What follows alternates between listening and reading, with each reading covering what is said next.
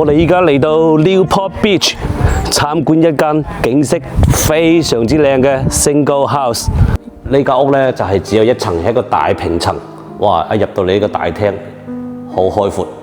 我哋而家即時就去到呢個花園，睇下佢呢個景色先。呢個 Newport Beach 最大嘅賣點咧，呢個位置最大嘅賣點，你睇非常之靚嘅景啊！呢個就係太平洋啦，望過太平洋對面就係中國啦。頭先漏咗講，呢間屋咧係我哋 off market 嘅，即係冇喺呢個市面上上市。我哋只係提供俾我哋 VIP 嘅客戶，所以咧呢間屋我哋上市冇幾耐咧，就已經直接進入咗 escrow， 已經直接有收到好多個 offer， 而家喺度過緊戶之中啦。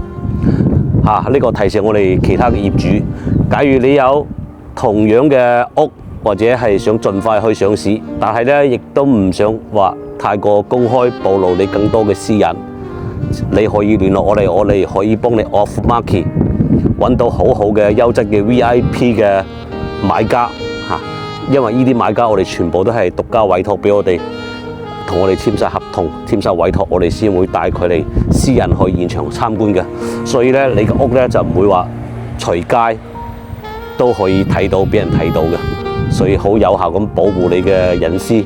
假如有呢一方面需求嘅業主，記得揾我哋，我哋一定會幫你賣得好快，賣得價錢好靚。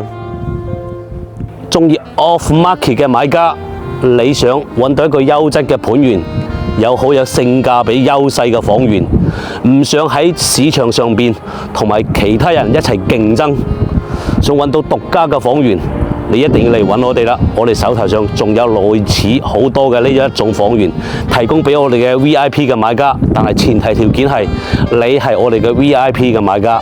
點樣先可以做到我哋嘅 VIP 買家呢？聯絡我哋啦，我哋話俾你知。到時候裝修好之後，咁啊呢度可以擺家私、擺餐台，你每一日返到屋企望住嘅都係太平洋，一望無際嘅太平洋。